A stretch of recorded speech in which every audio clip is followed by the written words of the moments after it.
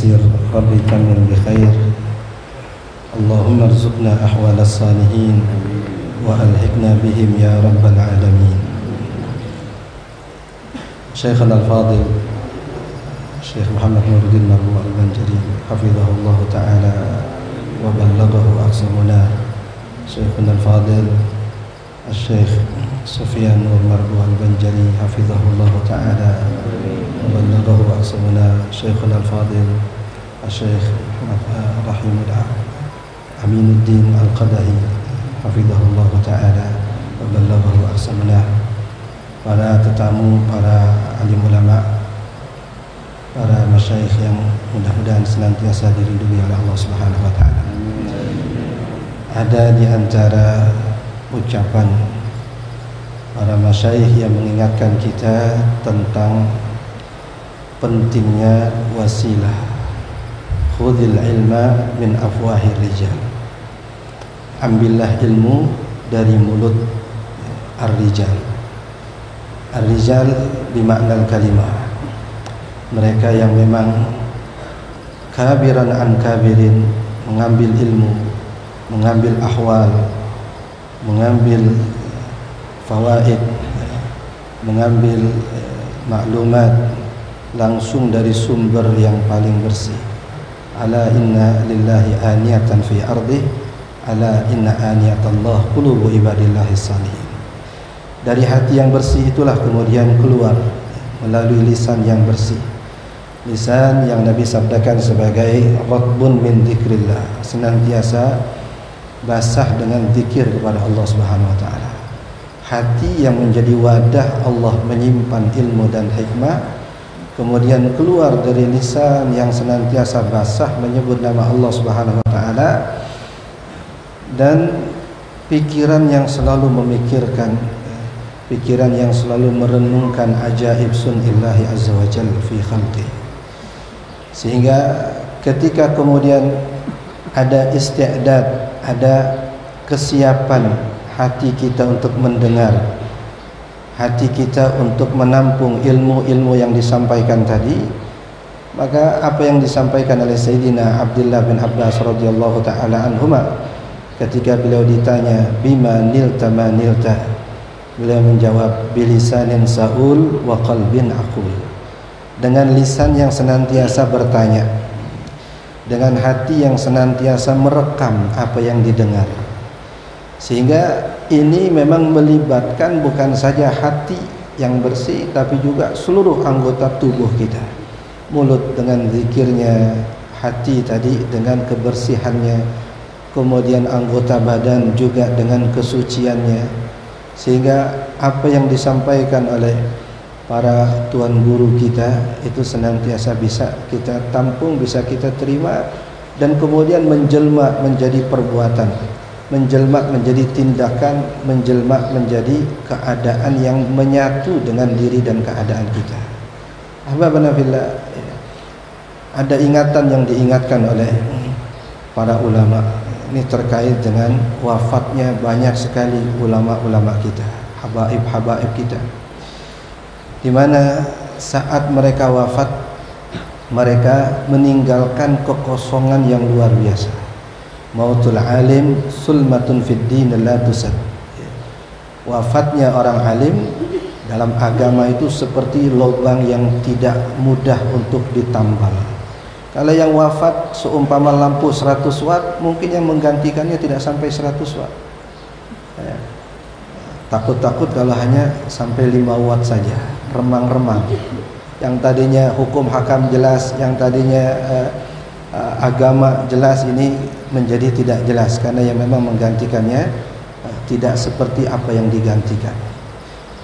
Al-Imam Asy-Syafi'i radhiyallahu taala anhu warda, ketika beliau membuat pernyataan wahibbus salihin wa lastu minhum la'alli an anala bihim syafa'ah wa akrah man bida'atuhul ma'asi wa in kunna sawa'an fil bida'ah.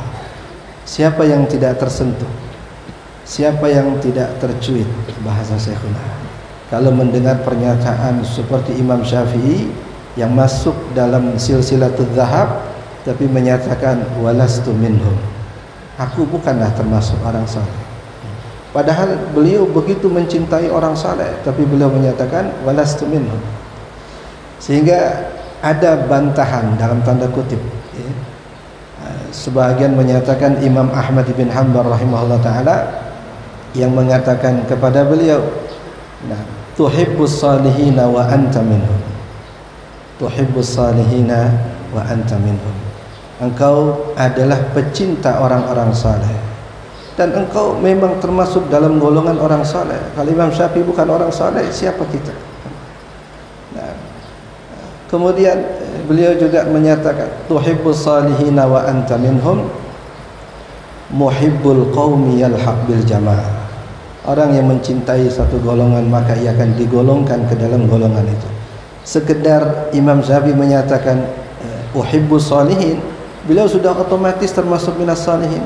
Ya muhibbal qaum yalhaq bihim, sebagaimana hadis Nabi SAW, anta ma'aman ahbabta atau yuhsyarul mar'u ma'aman ahab.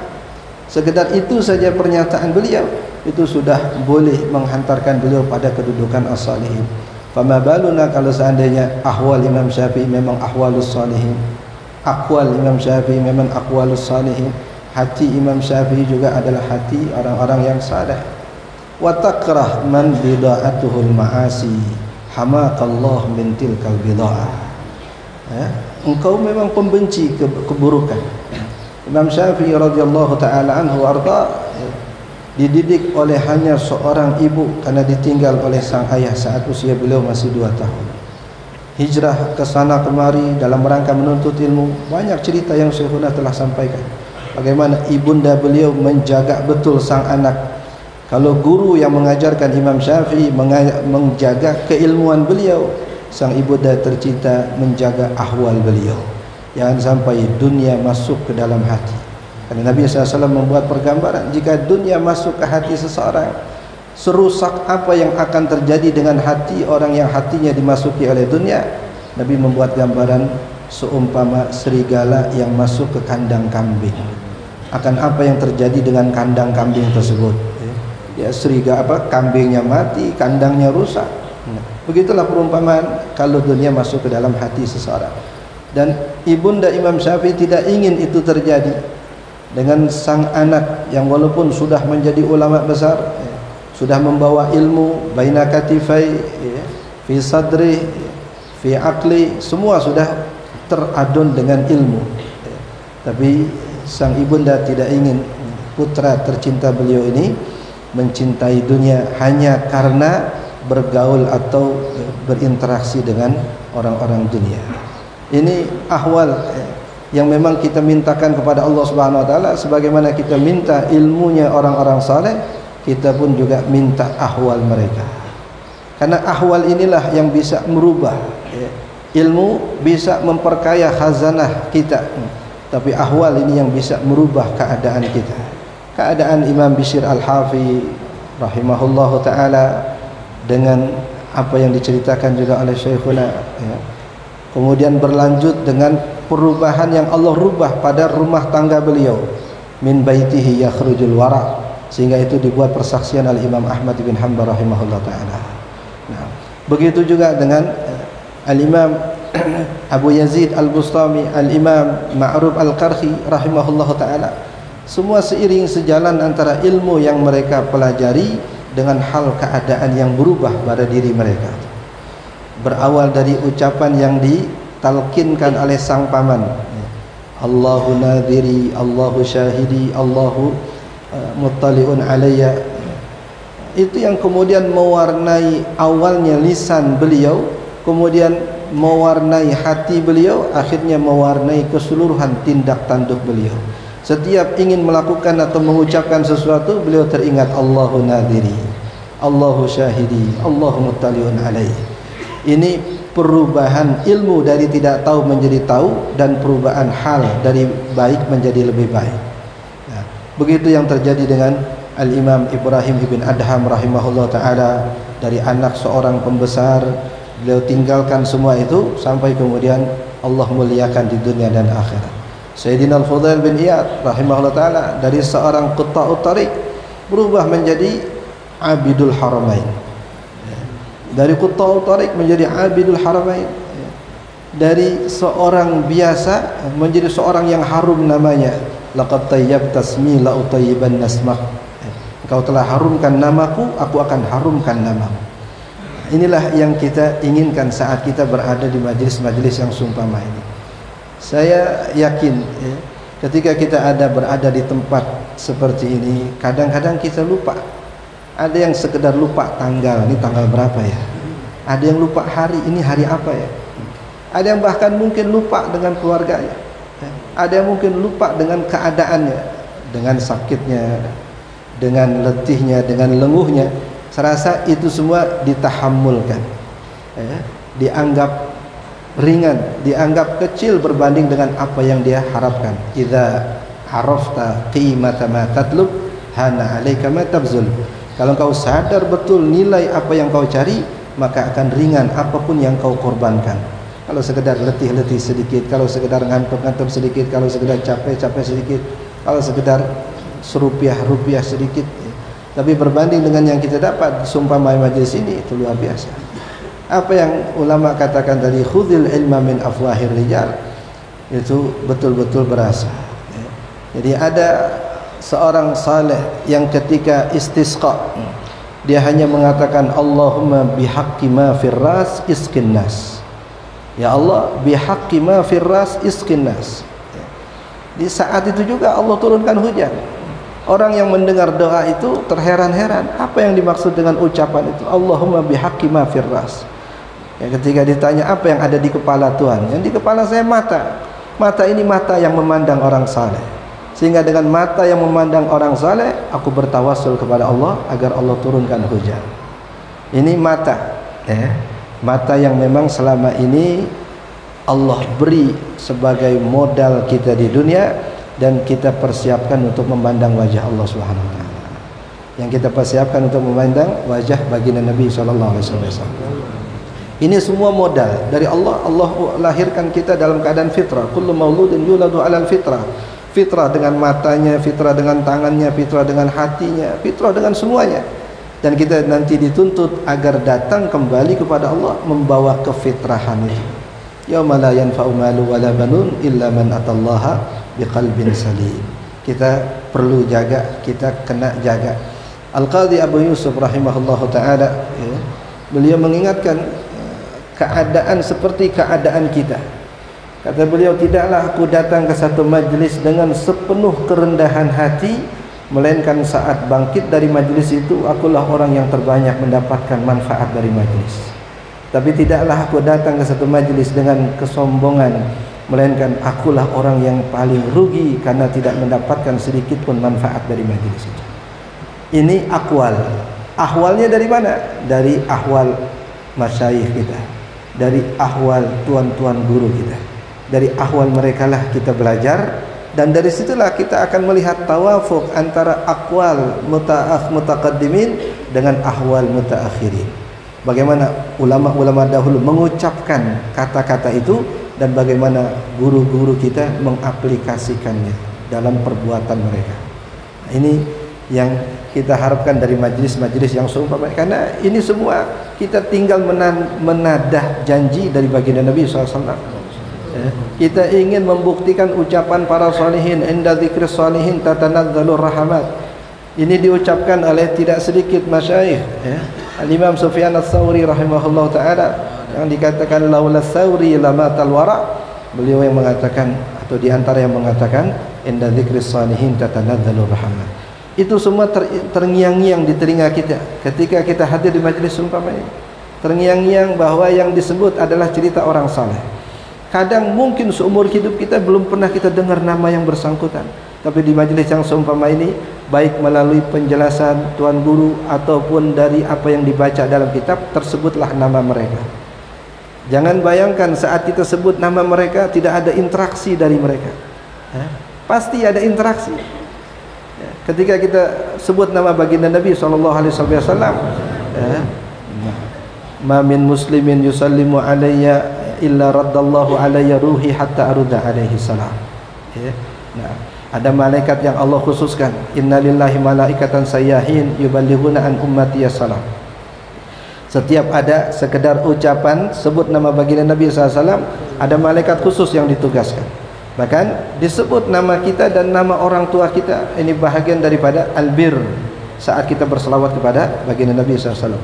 Begitu juga Allah SWT nyatakan fadhkuruni adzkurkum. Sekedar sebut nama Allah, Allah sebut nama kita. Udhkuruni bitta'zim adzkurkum bittakrim.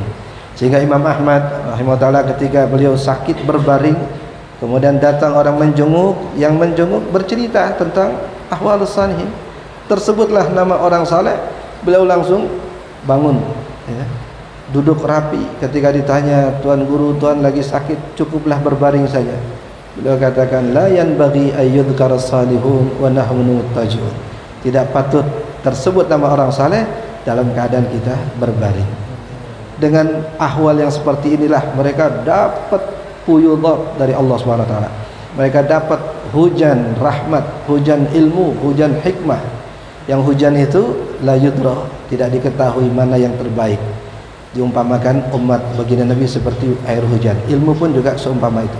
Kita tidak tahu dari kalam masyaikh yang mana yang mungkin merubah keadaan kita. Dari penjelasan masyaikh yang mana yang mungkin menjadi titik tolak, ya, kebahagiaan dan kebaikan dalam hidup kita.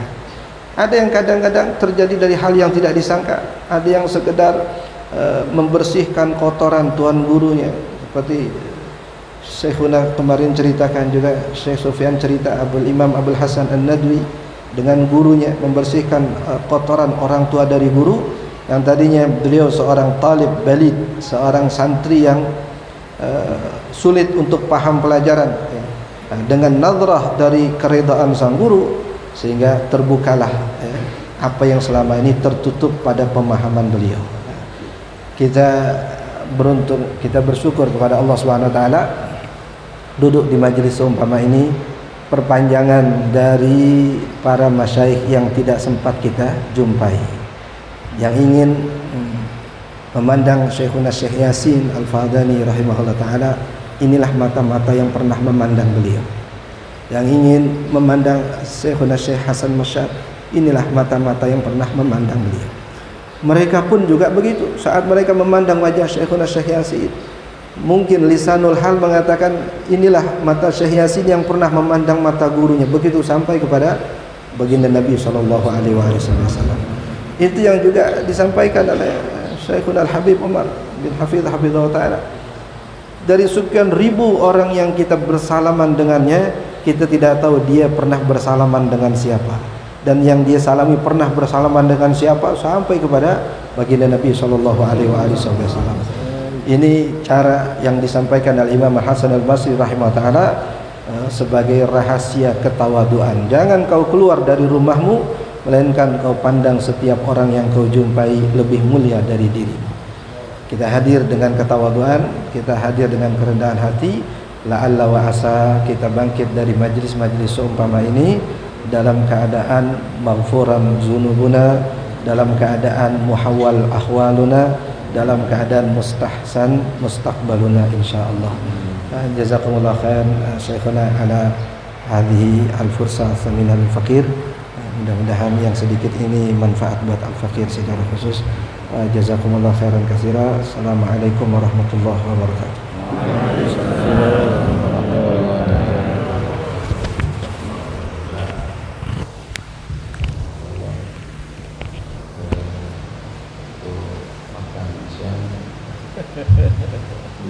Input sebanyak 20 sedikit dengan akan digunakan, tapi setelah Ramadan kita sekarang istirahat, kemudian kita dan kita istirahat, kemudian fresh lagi nanti untuk masuk ke poin yang terakhir yang sebelum akhir, dan kita bersyukur.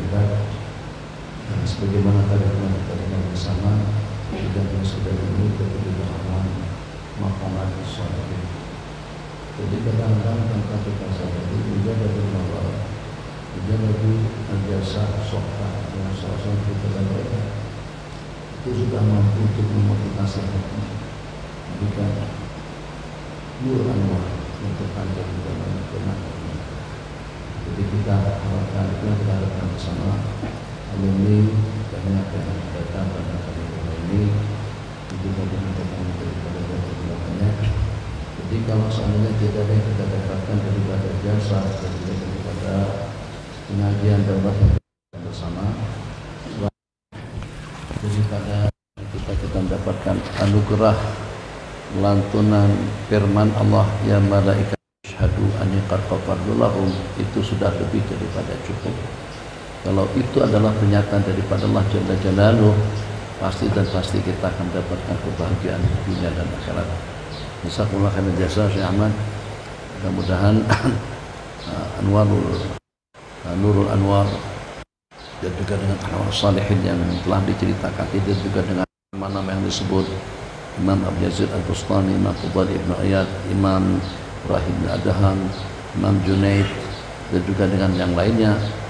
Tidak hanya sekedar seperti disebut, cuma hanya sudah disebut, tapi akan terhubung. Bagaimana dengan ucapan rahimahullah, kita akan langsung mengangkat martabat beliau di sisi Allah.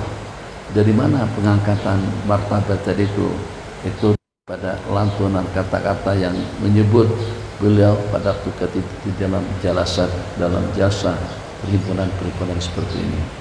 Insyaallah dengan kita akan kembali sore hari nanti dengan pengajian kita Irsyadul Ibad, dan dengan dilanjutkan acara buka puasa bersama.